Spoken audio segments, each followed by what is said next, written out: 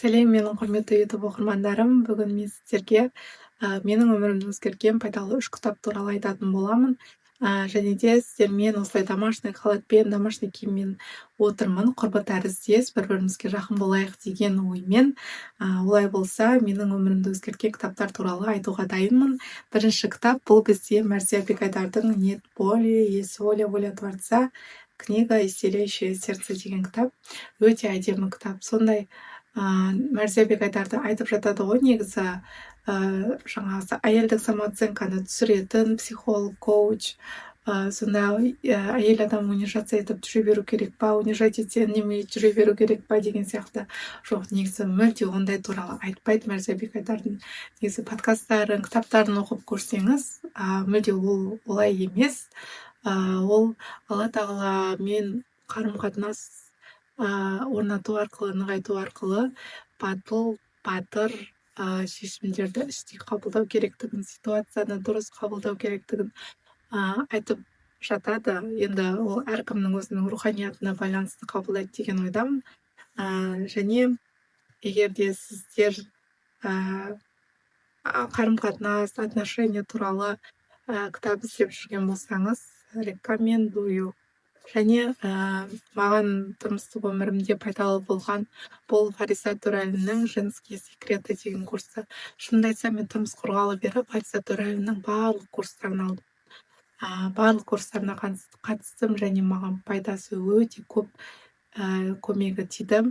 Сіздерге тоже рекомендую. Келесі кітап «Кемел адам». Қайрат Жолдыбайұлының «Кемел адам» кітабы. Ақыл қайрат жүректі бірдей ұста, сонда толық боласың елден бөлек деп Абай атамыздың сөзімен жазылған ерекше кітап. Кемел адам бұл тұлғалық даму, саморазвитие туралы айтылады. Бұның ішінде ұйқының сапасын дұрыстау, тамақты реттеу, адамдармен араласудағы біздің жіберетін қателіктер, өмірімізді қалай мәнді ете аламыз, сол туралы айтылады. Осы кітап менің тұлғалық дамуыма пайдасы тиген кітаптың бірі. Келесі кітап бұл Құрманғазы Тұрмаханұлының «Ризық» деген кітабы. Өте әдемі кітап. Бұл жерде адам негізі ойлаймыз ғой, біз ризық деген тек ақша ғана деп, негізі жоқ. Ризық деген денсаулық, ризық деген осы отбасымыз, бала-шағамыз, біздің күнделікті ішіп жейтін тамағымыздың болуы, киім-кешегіміздің болуы, кез келген сәтті қуанышты жағдайлардың бәрі ол біз үшін ризық. Және осы туралы тереңірек айтылатын, жазылатын кітап деп білемін. Осы кітапты сіздерге тоже рекомендую. Сондықтан оқып көріңіз, сіздерге ұнайды деген ойдамын.